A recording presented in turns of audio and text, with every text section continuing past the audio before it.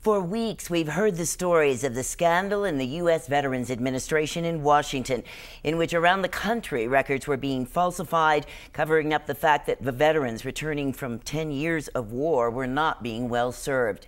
Tina Garcia is a well-known advocate for veterans based here in Denver, and I'm really glad for a chance to get your perspective on that situation.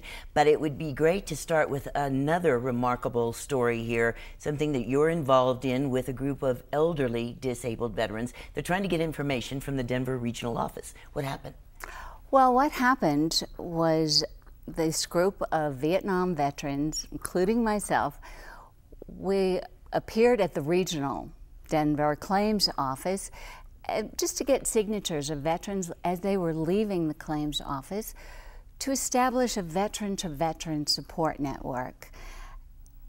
These veterans have been trained by the Denver VA hospital to manage their chronic conditions, and I'm blessed because I was able to have the support of the VA to become their teacher and trainer with Elizabeth Wilson. And while we were at the Denver regional office, just getting signatures and praying with the veterans and offering a sense of hope, first the Denver police came out, the VA's police department, and they chatted with us. And once they realized we were just establishing a vet-to-vet network, they went in and said, you know, you're not doing anything wrong. Well, we actually had a chance to talk with one of the regional directors himself within the VA, and he offered to help us to actually gain access into the lobby so that we could be right there as the veterans were coming out, and also for a sense of security. And getting out of the heat, just by the way, in the last few weeks, getting out. right? Thank you very much. Thank you very much. And it was hard on veterans and walkers and canes. But ultimately, the VA decided that we were making them nervous. According to one of the gentlemen that came out, the property manager, real estate broker, he shared with the entire group that disabled people make the Denver Regional Claims Office nervous. And nervous for what reason? Because they're concerned about protests? Do you know? I'm not exactly sure because he did not elaborate. And what I did, of course, was just to say, sir, we are here doing outreach. Veterans are literally dying for anything to hang their hopes on it. And we want to be part of the VA veteran solution, not part of the problem. Unfortunately, the VA decided to call the police on us. And at 2 o'clock in the afternoon, the Lakewood police responded. Fortunately, it turned out well because the Lakewood police officer said, "Oh my goodness, you're here to help the VA. We can't evict you. Why don't you just let us help you put your table under a tree?" So, on public property. On public property. So interesting. So you have now written to somebody in Washington. Have you received any correspondence in reply yet? Fortunately, I have received a lot of correspondence. I've had Congressman Michael Kaufman's office. He asked to meet with me. We met with him this week. He has a copy of the letter. He has just genuinely offered his support. We are, this group of veterans, we're very, very encouraged because we believe that we can work with the VA to help them to complete their mission, because obviously there is a problem. Let me go back to what you referenced here. You yourself are a disabled veteran. How did you get started in the military? It was my honor. During the tail end of the Vietnam War, I joined the Air Force, and some of the best years of my life as a child, as a young person, right out of high school, during that era of combat, much like now, the military needed females that could lift their body weight, so I was appointed as one of the first women through the Air Force Combat Police Academy. I ultimately set many records. It was such an honor, and then was promoted to OSI, the Office of Special Investigations. And so I am proud of my veteran status. Unfortunately, in combat, even if it's any kind of combat training, all those blows to your head, the traumatic brain injuries, and at the time, concussions were considered a badge of honor. And I had many, many badges of honor. And so the brain injuries manifested again after I was rear-ended here in law school in 2002. And so I've had to undergo very serious treatment for compound traumatic brain injuries. And I've also had serious spinal injuries. My neck has been replaced, my lower spine. You're bionic.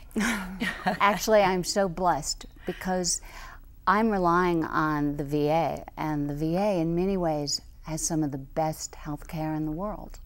That's good to know, but it's certainly doesn't sound like it right now. I mean, a lot of people are not happy. Well, and that, thank goodness for people like yourself to help disclose the situation, because once it's disclosed, we can repair it collectively. But the levels of fraud and the levels of abuse and mismanagement are also shameful. Is that true in Colorado as well as it is in, say, Arizona? Yes, ma'am.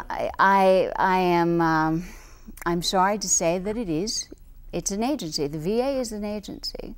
What I'm blessed to do is, instead of focusing on my own problems, by establishing a veteran-to-veteran network, we as veterans have a duty to help each other. We can leave no veteran behind. That is part of the creed that we took when we entered the military, and I took it very seriously. These other veterans are taking it very seriously as well. Here's a group of people that have been in one of your classes. What were you teaching there? Actually, this is a class that the Denver VA Hospital, and I have to just appreciate so much what the director of the Denver VA Hospital is doing. I am teaching a class with a group of nurses, RNs, and we're teaching veterans how to manage their chronic conditions. And part of what we're teaching is to set up action plans, reach out to the community, help each other. And of course, that's what we were doing when the Denver Claims Office called the police on us. So that just seems so wrong, of course. You can, of course, relate to these people who have traumatic brain injury, because it does seem to be so many of them who are coming back from Iraq and Afghanistan with the traumatic brain injuries. Does that require a different sort of outreach? Do you know, it requires an awareness. And unfortunately, part of the changing science for brain injuries is showing the VA, as well as my civilian doctors, that a traumatic brain injury, a symptom of traumatic brain injury is PTSD, where the hormonal imbalance, unfortunately, the VA oftentimes misrepresents a physical brain injury as a mental disorder, which causes a lot of problems in and of itself. Well, certainly it's not directly addressing the problem if it's not diagnosed correctly. Yes, ma'am, I agree. I agree. What is there any other story that you have heard within the past year? I'm sure you've heard many, but any others that frankly just sort of outraged you about what has gone on? Well, because as a doctor and as a lawyer and also as a veterans advocate, I am shocked, amazed, and surprised at the efforts of retaliation, the VA's retaliation against people that are within the VA trying to do their jobs. So on the one hand, I feel like, okay, we're not alone. We do have many folks within the VA, doctors, nurses, people in the claims office that are doing a hero's job to try to complete their mission.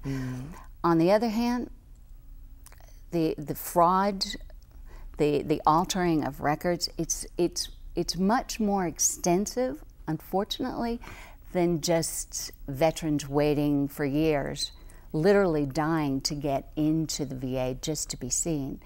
It is a very intricate web.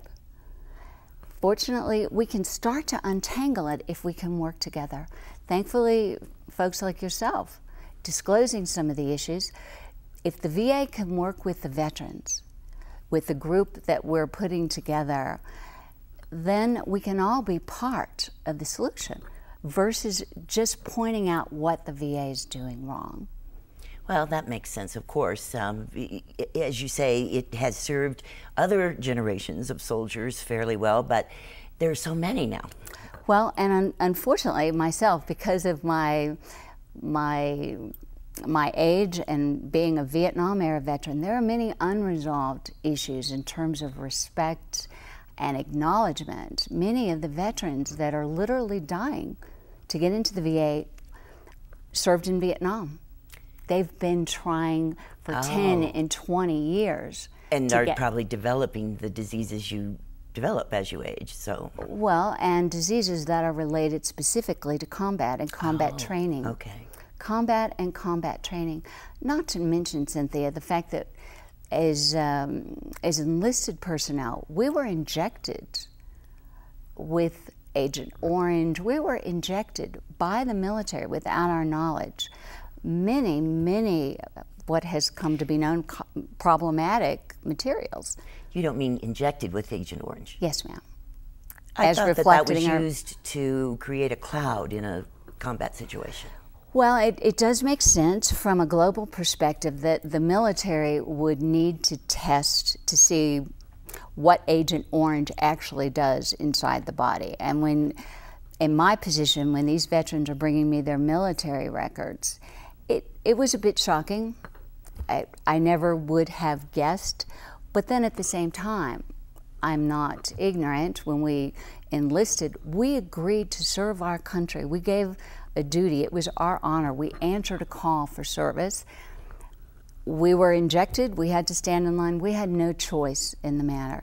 Therefore, many of the veterans have developed symptoms that are related to those injections that we received.